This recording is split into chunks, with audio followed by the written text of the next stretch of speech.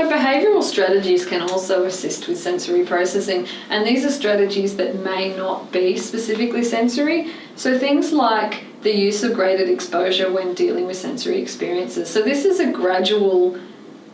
slow exposure to particular sensory experiences in the hopes of the student getting gradually used to it. So an example of this is getting a child gradually used to having their hair cut and being comfortable being around the scissors or being comfortable being around the hair clippers, for example. So the use of things like reward charts or other reinforcement can be important to reinforce the participation of kids on the autism spectrum when they participate in specific sensory experiences that might be a little bit distressing. It's also important to allow the choice for kids. So it's important to allow them the choice to withdraw from sensory input when they need to, but choices of activities where you can.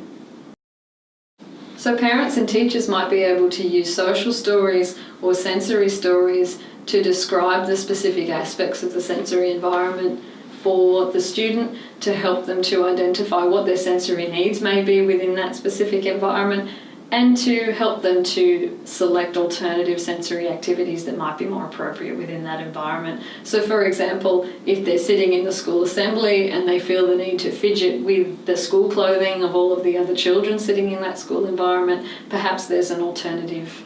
access to fidgeting that they can use to help them in that situation. So when you're teaching a child with autism to really spot their own sensory needs and to recognise their own signs of distress or discomfort, it's important to remember that this strategy is not going to be taught overnight and that it's a long-term strategy for students to learn, and it's really a skill for life for kids to learn as they grow up, knowing what's going to distress them in the community as an adult and how they can effectively manage that.